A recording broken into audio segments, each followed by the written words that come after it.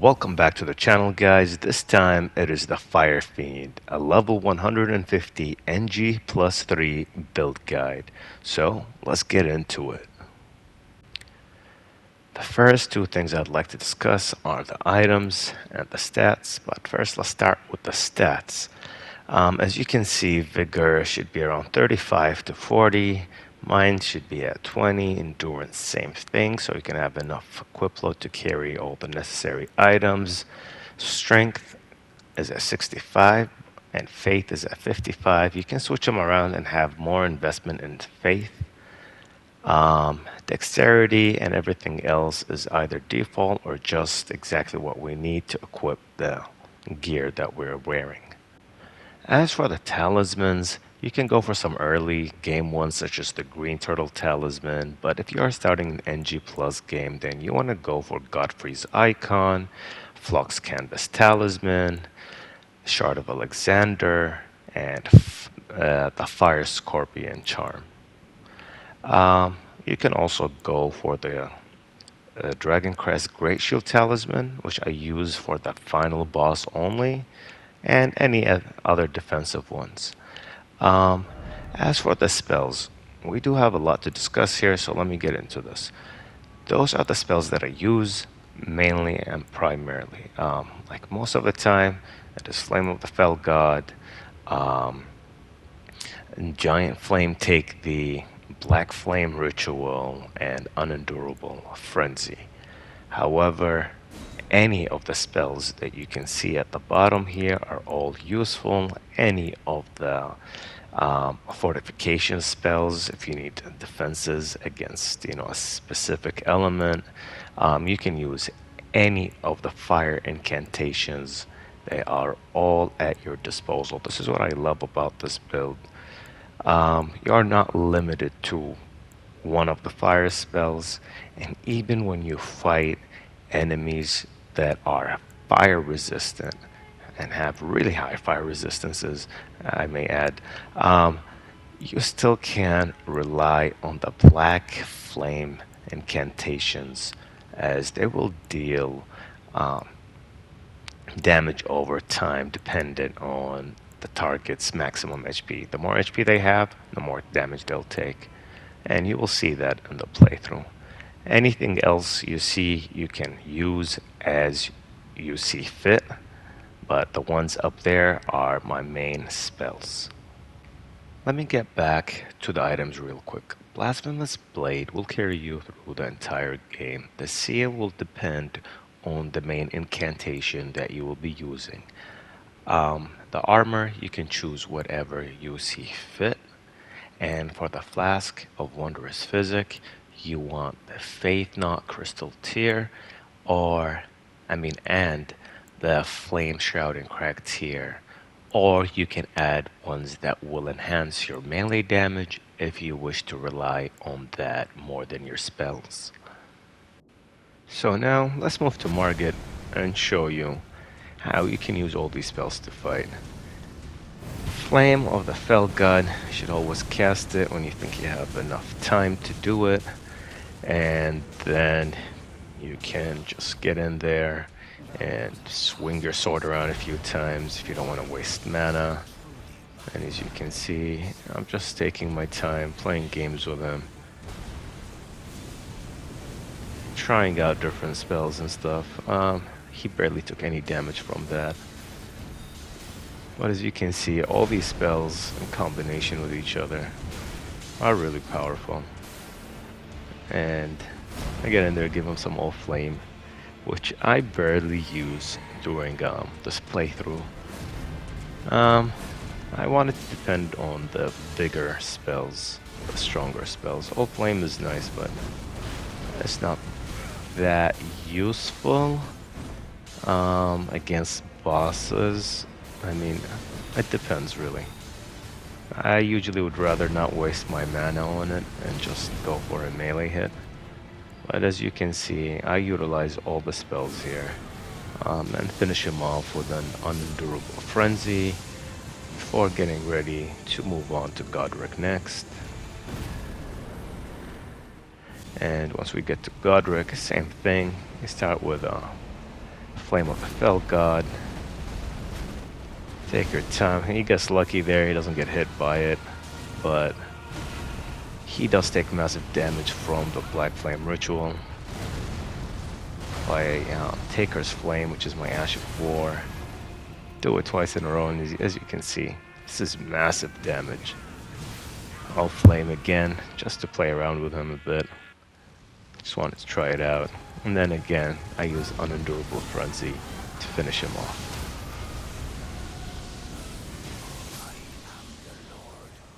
Beautiful display for all three spells. And for Renella, as you can see in her first phase, I will showcase how powerful your melee hits are. As you can see, guys, I'm not even fully powered up, and I already one-phase her. And then in phase 2, you can see it's really easy, just get under her. I should have waited there a bit, because she only took damage from my Ash of War. I wanted her to take damage from both, but I did rush that a bit. However, it doesn't really matter. She just is taking lots of damage, regardless whether my Flame of the Fell God hits her or not. But that is a good, this is a good place where you can use it. At that moment right there when she starts summoning, just make sure you create enough space, as you'll see her in a bit. I try using it when I'm really close to her, when she's trying to summon, and it doesn't work out well.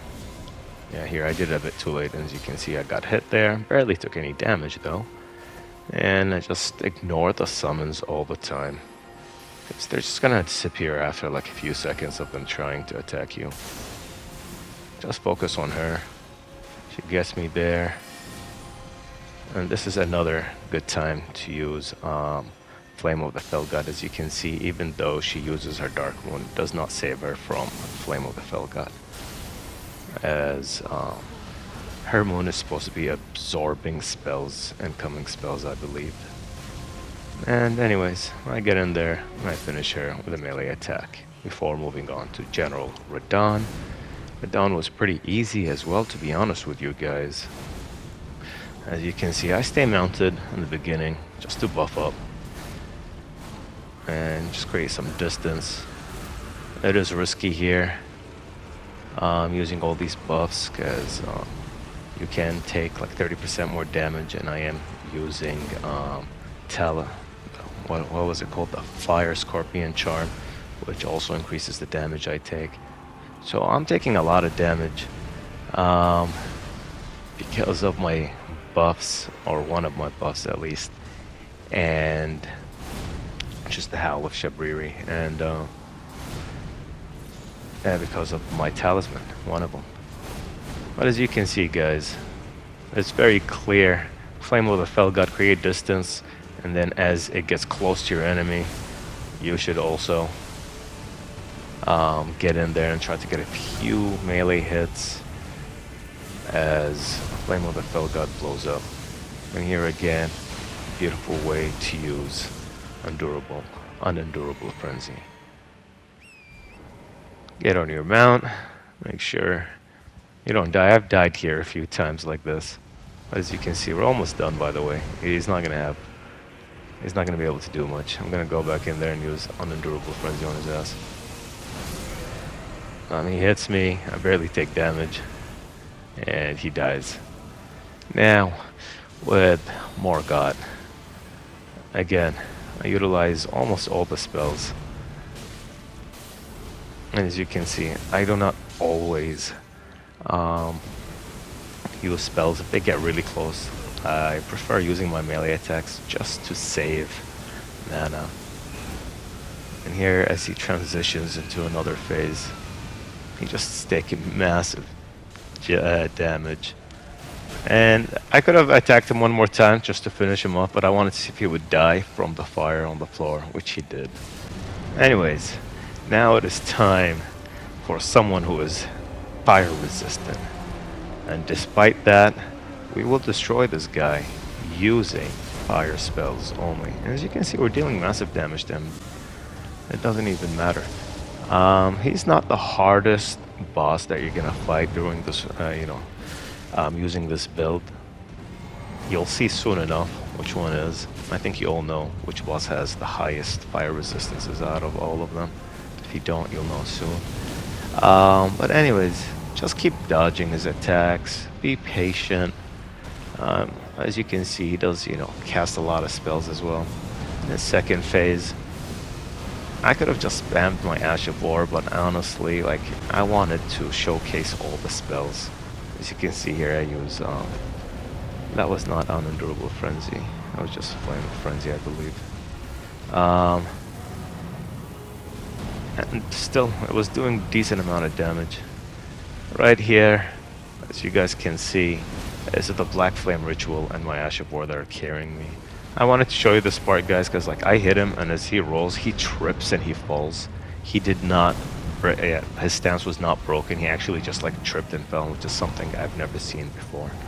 Anyways, I keep repeating that until I kill him, and move on to the Goskin duo. These guys are really easy. Flame of the Fell God here, I spam it a few times, and as soon as they're close to each other, it deals damage to them both, which is really nice, as you'll be able to see now. And again, your Ash of War, you can do it from behind the pillars, healing you. When this guy does his rolling attack, you pretty much just want to go all out on him. Use all your incantations, your most powerful spells.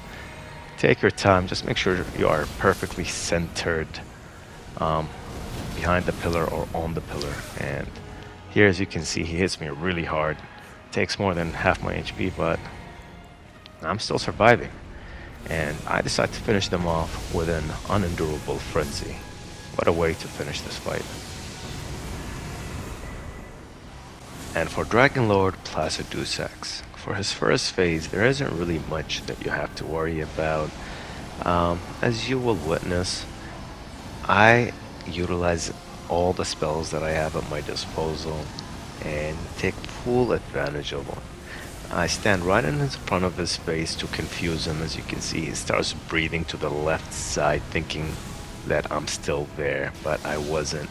And I take full potential of that by using as many spells as I can until his stance is broken. Got in there and got my critical hit in, followed it by another Taker's Flame and more Flame of the Frenzy, because the spell will get him when he's mid-air like that. And whenever he tries to come in from the sky and attack you, don't forget you always have enough time to buff. Afterwards, create your distance when he uses his laser attack, as that has pretty far reach, so make sure you run as far as you can and move to the right hand side if possible, as there is a limit on the range for that attack. And buff up and wait for it to come attack you once again. At that point, just try to time his attack so you can try to get a spell or an attack in there if possible. Otherwise, you just keep rinsing and repeating until he's dead, and move on to our next boss fight. Monk right here, oh boy. His first phase is not that bad. He's actually really easy to dodge and all that, but just the fact that he doesn't take that much damage from fire attacks makes this fight that much harder. However, as you can see, I will mainly rely on my melee attacks in the first phase, and when he transitions, I will switch to the Black Flame Ritual. This is where it's really useful, as it is stackable, so just keep spamming them. And do not charge them, just spam them as fast as you can. It will help stagger him really fast in his second phase. As you can see now, I hit him once, and I hit him again, and there you go. His stance is broken. I go in there and get in the critical hit. And the rest of the fight, to be honest, is all about just dodging him and timing your attacks. As you can see, he was staggered again. He's almost dead. I got greedy there. I wanted to attack him a few times before I go for the critical hit, but I mistimed it, unfortunately, and only got 3 hits instead of 2 in a critical. Afterwards, it's just, again, rinse and repeat, keep dodging his attacks, figuring out the timings, waiting for openings. As soon as you find them, you finish him off. Finally, we can move to Melania. Her first phase, you can use this deadly combination of Flame of the Fell God, Giantsflame, Take Thee, and Taker's Flame. Exactly in that order. Or you can rely on Frenzied Burst, as it is very safe to use. As you can see, whenever she goes for her waterfowl dance, you're pretty far from her. You don't have to run or do any of that. Second phase, I have destroyed her really fast. I think this is the fastest kill I got against Melania in phase 2. I have recorded and I will show you the whole thing right now. So you will see me utilize my rotation really well here. I've already used it once, Flame with the Fell God, Giantsflame, Take Thee, and Taker's Flame, one after the other. And then I just keep dodging, waiting for openings, getting a melee attack in whenever I can. Now she goes for her Scarlet Ionia again, so this is the second time she uses it. Again, I go for the same combination, and as you can see, it deals massive damage. She got so confused that she had no choice but to go for her Scarlet Ionia again, and I just rinse and repeat here, dealing massive damage, knockback, and you get to leech some of your health back. Really the best combination against Melania so far. Afterwards, oh boy, this guy was annoying. I've always hated his first phase, the Beast Clergyman. I've liked the second phase more, but here I believe I beat him on my second or third try, so like I was still trying to figure out, you know, the timing and all that. So it wasn't the cleanest fight. However, I did take him out pretty fast. As you can see, he does take a lot of damage from these spells. And despite me having, you know, not the best armor for damage negation, 30-something vigor, and talismans that lower, you know, my damage negation, I was still able to tank his hit and kill him. The old man, I'm not gonna say much, just don't blink. It's gonna be all over really soon. And now we're moving on. Godfrey. I actually feel bad because Godfrey only gets to hit me one time here, and during his first phase, which really pissed me off because I really wanted to take him out without taking any damage, but to save time, I usually just ignore. You know, if I beat the boss without being able to beat him, you know, flawlessly, and I just have to accept it and move on because it's just a waste of time otherwise. However, as you can see, for his first phase, you really just want to stay close to him, use your melee attacks mainly, and use, of course, Flame of the Fell God and Taker's Flame whenever the chance presents itself. Otherwise, just stick to him, keep dodging his attacks. As you can see, I'm like in his face the whole time. This is the only time he hits me now, and that's about it. I take him to a second phase real fast right here, and before you know it, he's gonna have his stance broken right there, and within seconds afterwards, he's gonna be dead. This is the fastest. Yeah, I believe this is the fastest time I've ever killed Godfrey in his second phase. Just went down, look at that.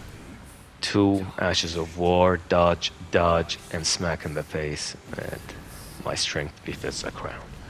Now, for Radagon, as you can see, I started off with Taker's Flame and Flame of the Fell God. I don't use Flame of the Fell God again. For the remainder of the fight, I just depend on melee attacks and my Ash of War. However, again, this will be a flawless victory. Once again, against Radagon. This time, Radagon will be gone just pretty much with, like I said, melee attacks and my Ash of War. It deals massive damage to him, so do depend on it. I do not use a lot of spells against him, mainly due to the fact that he can reflect like most of the spells and start shooting like beams in your face, so That's the main reason. Otherwise, as you can see, it's pretty much dead. Just dodge, dodge, use attack whenever you can, Ash of War whenever, and move on to the Elden Beast. And buff, of course, before fighting the Elden Beast. As for the opening, as you can see, run in there, use Taker's Flame, get behind him, use Taker's Flame again, then he's gonna run, get ready to start dodging most of his attacks. I've always hated fighting the Elden Beast, simply due to the fact that he just moves around a lot, and he just like shoots a lot of these things that like, you know, with like homing ability, and they just like chase you across the map. They've been so annoying. However, I believe I only heal like once here, and that's mainly thanks to Taker's Flame, as it really heals you really well. And you can depend on it throughout the whole fight. Like against the Fire Giant, I didn't use any healing at all. I didn't have a single, what is it called, the Cerulean Flask? I didn't have a single one on me. And I just beat him by just depending on my Ash of War. And I do the same thing here. As you can see, I depend on melee attacks and Taker's Flame until I get to stagger him. Here's where I use my Flask of Wondrous Physic. I have used Crimson World Bubble Tier just for the Elden Stars. I hate it so much, and I do not want to be like focusing on trying to dodge that attack when I should be focusing on trying to deal damage to the Elden Beast. As you were able to see, I staggered him or broke his stance right when he casted Elden Stars, so I would have had to like focus on dodging all those, you know, projectiles if it wasn't for the Crimson World Bubble Tier. And as you can see, it's pretty much rinse and repeat. Dodges attacks, wait for openings, use melee attacks, and your Ash of War until you stagger him. And that's it. You are now ready to become Elden Lord. The fallen leaves tell a story of how a tarnished became Elden Lord. In our home, across the fog, the lands between.